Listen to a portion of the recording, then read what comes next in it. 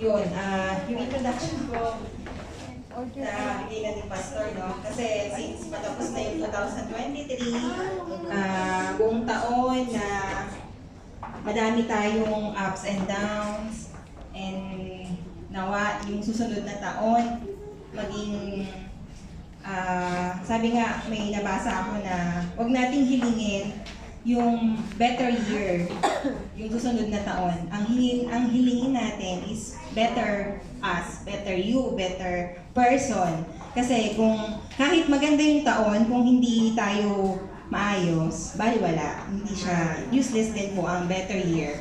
So, let's pray for a better us, for a better person. Amen. So, ngayon pong gabi ay sisimulan ko na po, pero I encourage po everyone na mag-prepare, especially sa mga na-bless ngayong taon, or kung meron pong may gustong mag-testify how great our God is, ay mag-ready na po tayo. Amen. So, ako po ay ipagmamalaki ko po ang Panginoon sa kanyang ginawa sa buhay ko, sa buhay namin, ng aming mag-asawa, at sa buhay po ng aming pamilya.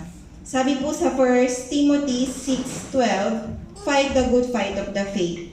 Take hold of the eternal life to which you were called when you made your good confession in the presence of many witnesses." Amen. So ito pong taon na to talagang, alam ko po, hindi na po lingid sa kaalaman ninyo na talagang itong taon po na to ay punong-puno ng challenges sa amin po.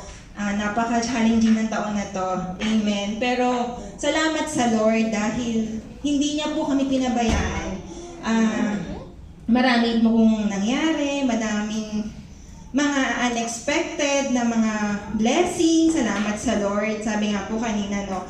And this year, thankfulness, and be a better, faithful servant. Amen. So, ito pong taon na to para sa akin is isa pong blessing. Though, andun po yung mga trials po, no? Pero, salamat sa Lord. Ito pong taon na to, hindi namin na-expect na kami ni Kuya Pao makakapagbakasyon. Kahit na pamasahin lang po talaga yung pera namin, tinabi pa. So, yun po. Salamat sa Lord. Hindi po namin na-expect na makakasama namin yung family po namin. And I'm thankful sa Lord sa gift na family na binigay niya. Hindi lang po yung family po namin sa Pilipinas, kundi yung family din po dito. Sobrang blessed po kami talaga.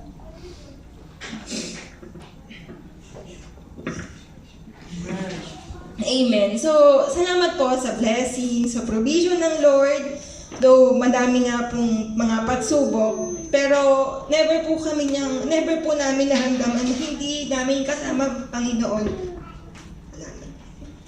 So, yun po.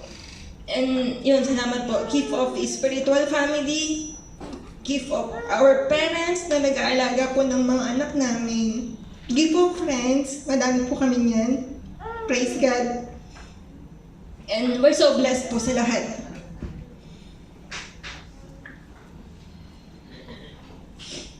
Yun. Marami po siyang ginawa po sa amin. Hindi ko na po maiisa-isa, pero salamat po talaga sa Panginoon. Dahil natunayan po niya na He is faithful sa buhay po namin, sa buhay nating lahat, I believe. And minsan po yun nga, tayo lang yung minsan hindi nagiging faithful. Pero si Lord, never siya na nagbago. He is the same yesterday, today, and forever. So, ito pong testimony na to, sabi po sa Psalms 119:24, it says that these testimonies are delight and counselor. That means these stories of God's grace bring delight, bring joy, teach, instruct, and guide. So, it's not about us, it's not about you, kundi it's all about Jesus. It's all about Him. Kaya wag po tayong mahiya na i-share kung gaano kabuti ang Panginoon dahil it will encourage po sa bawat isa. Amen. So, sino po ang gustong mag-encourage Amen. So, pwede na po.